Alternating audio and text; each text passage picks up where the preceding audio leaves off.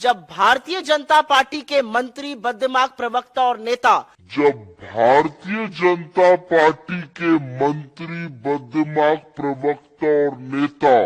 भारत जोड़ो यात्रा के 109 दिन हो गए और इस यात्रा में उमड़े जन सैलाब को देखकर भारतीय जनता पार्टी के होश उड़े हुए हैं, लेकिन वो इतने बौखला जाएंगे ये हम भी नहीं जानते थे। जहां करोड़ों लोग दलगत राजनीति से ऊपर उठकर भारत को जोड़ने में जुटे हुए हैं, वहां भारतीय जनता पार्टी ने इस यात्रा को बदनाम करने में, दुष्प्रचार करने में, झूठ बोलने में कोई कसर नहीं छोड़ी है। आगे बात करने से पहले आज की बात कर लेनी जरूरी है। भाजपा के नेता कह रहे थे राहुल जी क्रिसमस की छुट्टी मनाने विदेश जा रहे हैं, लेकिन आज कड़ाके की सर्दी में जब भारतीय जनता पार्टी के मंत्री, बददिमाग प्रवक्ता और नेता कंबल ओढ़कर भारत को तोड़ने में लगे थे, तो राहुल जी महात्मा गांधी की समाधि पर, नेहरू जी की समाधि पर, इंदिरा जी की समाधि पर, राजीव जी की समाधि पर, चौधरी चरण सिंह की समाधि पर और अटल जी की समाधि पर नमन कर कर अपनी तपस्या पूरी कर रहे थे। शास्त्री जी की समाधि पर भी। और यहां पर जयराम सर ने कुछ दिनों पहले बोला था कि इनको माफी मांगनी चाहिए ये झूठ बोलने के लिए।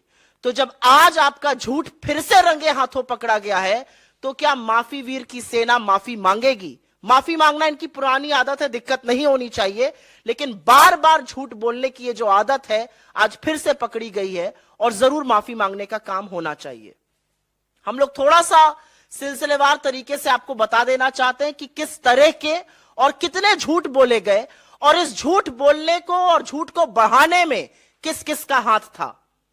शुरुआत होती है राहुल जी क्या पहनते हैं, क्या खाते हैं, कहां सोते हैं, कंटेनर कैसे हैं, उनके भाषणों को काट छाट कर गलत तरीके से प्रस्तुत किया गया। और यह काम भारतीय जनता पार्टी की ट्रोल आर्मी ने नहीं किया, यह काम मोदी जी के गृह मंत्री ने, उनके मंत्रियों ने, उनके प्रवक्ताओं ने, उनके आईटी सेल के इंचार्ज ने और भक्तों ने मिलकर किया।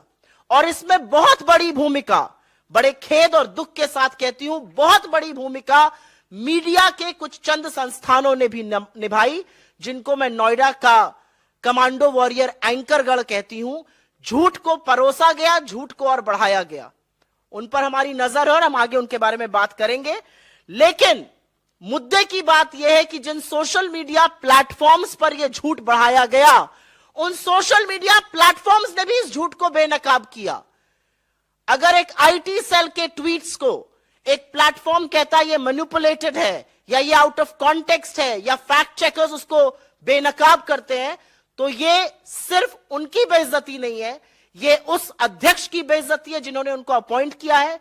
जब मंत्री उसको शेयर करते हैं तो ये मोदी जी का झूठ पकड़ा जाता है जिनको उन्होंने नियुक्त किया है।